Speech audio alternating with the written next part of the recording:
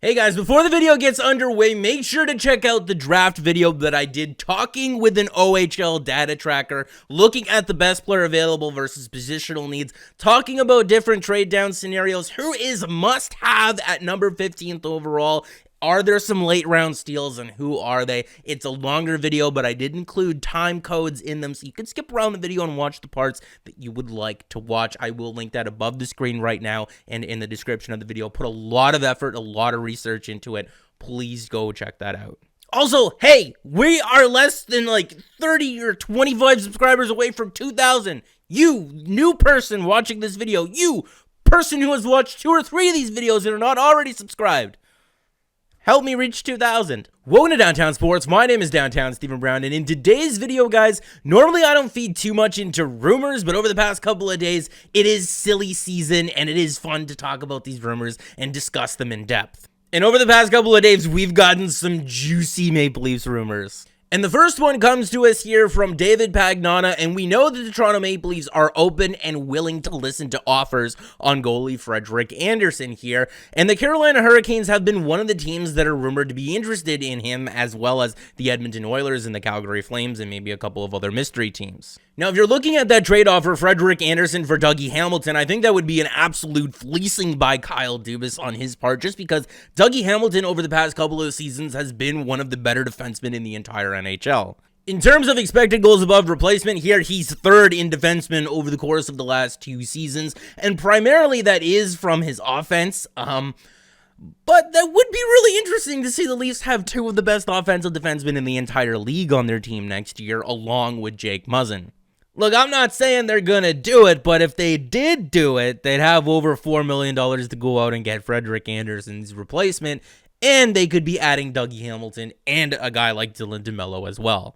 And this kind of goes back to something that was said at the beginning of last month here, where other GMs are kind of upset with Kyle Dubas for asking for astronomical prices on his players. I mean, what they got back in the Kasperi Kapanen trade was viewed as a slam dunk win by so many people. Kasperi Kapanen is not worth the 15th overall pick. The 15th overall pick is worth so much more than what Kasperi Kapanen is, and they got a prospect out of it. But in my mind, when it comes to Kyle Dubas asking a lot for the players that he's considering giving up in trades this offseason, it's because the Maple Leafs don't have to make any more moves. They could conceivably just re-sign their RFAs and call it a day and still have over $3.5 million to go out there and get another defenseman to upgrade this and still have guys like Rasmus Sandin and Timothy Liljegren waiting in the wings. Whether you think Kyle Dubas should or shouldn't make a trade is a different discussion than whether he has to, because he doesn't. Disregarding Frederik Andersen's save percentage from this past season, there's a difference between actual trade value and perceived trade value, and when you're looking at Frederik Andersen, the player here, and the amount of games that he's been able to start, that's value. There's a lot of value in being able to say, yeah, we can count on this guy to start 55 or 60 games for us. And if you exclude last year, there's a lot of value in the consistency that he was able to post in the first 3 years that he spent with the Maple Leafs. Around the league, he's viewed as a horse and a number 1 guy, and coaches value that a lot.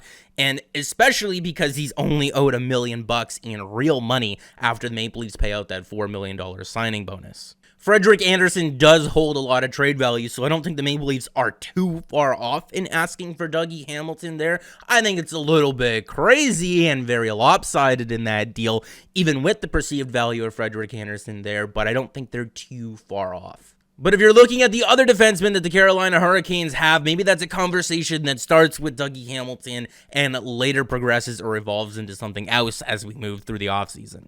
And this kind of goes back to the conversation that we had, depth versus going after the big fish. Obviously, it would be really exciting to get an Alex Pietrangelo here, but Friedman believes that he would prefer to stay in St. Louis, and Friedman's opinion is that his second choice is the Vegas Golden Knights, so Toronto may have to look elsewhere with their search for right-handed defensemen. And this person also notes that Elliot Friedman is saying that Toronto's looking for possibly 2 right-handed shooting defensemen as opposed to just one really, really good one. Now, if we're looking at the names that were mentioned there, I really don't want anything to do with Chris Tanev. Obviously, Alex Pietrangelo would be really friggin' awesome. Dylan DeMello has been mentioned 1,000 times here on this channel as an option that would be really good. as a second or a third pair guy there. Radko Gudas is another really interesting name that would bring some grit to Toronto. TJ Brodie is a puck-moving kind of offensive defenseman, but has some defensive flair as well.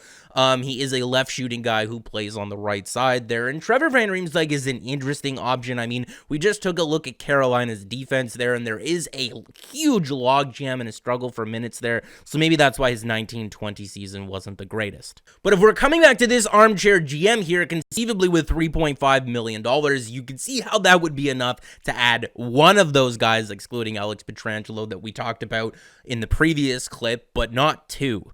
But the first iteration of the armchair GM that I had up was including Andreas Janssen, and if you move him out and throw someone in making league min, $6.2, almost $6.3 million should be enough to get two of those guys that we highlighted in the previous clip. But if you're getting two guys, then who comes out of the defensemen that we have available here? Is Travis Dermott back next season? Is Justin Holl back next season? When you're looking at the two there, which one would you rather have? I mean, Travis Dermott should have a higher ceiling than Justin Holl, and I think the numbers here are a little bit misleading for Justin Holl because he didn't have the greatest second half to his season last year. He started off absolutely amazing, and he looks like a guy who could be a very competent number 5 defenseman and someone that fills a role on the penalty kill for you. But he's 28 years old, will be 29 at the end of January. Travis Dermott is 23, turning 4 this December. I don't know. Who would you rather have? If I had to make the choice, I would prefer to hold on to Travis Dermott over a guy like Justin Holl, but maybe that is a little bit of bias there. I don't know. I just think that Travis Dermott, like I said, has a higher ceiling, and you're likely to get him a little bit cheaper than Justin Holl on a 1 or 2 year deal this offseason. If you're looking at a scenario like this, even if Radko Gudas and Dylan DeMello cost you an extra $500K between the both of them there, you're still left with about $2.25 million to go out there and get another forward to bolster the depth a little bit. Is this better than going out and getting an Alex Pietrangelo? Probably not, but it does make it easier to move through the next couple of seasons after that when you need to worry about re-signing Zach Hyman and Morgan Riley. Because even if you were to offer both Dylan DeMello and Radko Gudas 3-year contracts, there is an expansion draft coming up, and I can't imagine that both of those players drop off so much that the Seattle team wouldn't be interested in taking one of those guys off your hands. But then again, and this is just my opinion here, I don't really know how much of an upgrade a guy like Radko Gudas is over a Justin Holl. If you're looking at a guy like Radko Gudas, he definitely does bring that fighting and that grittiness element that Justin Holl doesn't have, and he does play a more defensive role than he does an offensive role. But when you're looking at Justin Holl and how he was deployed last season, it was a little bit more defensively than what Radko Gudas was used. And I think if you just play Justin Holl in a little less harsh of a defensive role than what he was used in the 19-20 season, I think that he could give you more value and he wouldn't look as bad. I mean, when you're looking at Radko Gudas, he had a little bit more favorable zone starts there, and he didn't have the greatest 19-20 season playing on the Washington Capitals. Now, I think this last rumor only makes sense if the Toronto Maple Leafs are exploring or have an opportunity to get Alex Pietrangelo. Because I know his performance in this year's playoffs were incredible, but I don't view Jonas Korpisalo as a upgrade on Frederik Andersen. But what he does have going for him is that he is a decent enough goaltender. He is just 26 years old and makes $2.8 million over the course of the next 2 seasons, which would save the Toronto Maple Leafs $2.2 million compared to Frederik Andersen. His last 3 seasons before this one, .897 save percentage, .897 save percentage, .905 save percentage, .920 in 31 games, .911 in 37 games this year, playing on what's supposed to be a good defensive team in the Columbus Blue Jackets. So I don't really know how well he would fare on the high-flying Toronto Maple Leafs that give up a lot of scoring chances. Nevertheless, it is an option, especially if the Toronto Maple Leafs are going to go out there and get a guy like Alex Pietrangelo. The defense would be a lot better after he would come in, and Jonas Korpisalo wouldn't have to face as many high-danger opportunities. But let me know what you guys think down in the comments section. I mean, I don't really have anything else better to do. I'm not placing a lot of weight behind any of these rumors here. I just think that they're very interesting to explore and talk about at the very least, and that's what this channel is for. So make sure to like the video if you did like it, and subscribe for more, because more is always on the way. And guys, remember, like I keep saying, this offseason is going to be really stressful, but very, very fun.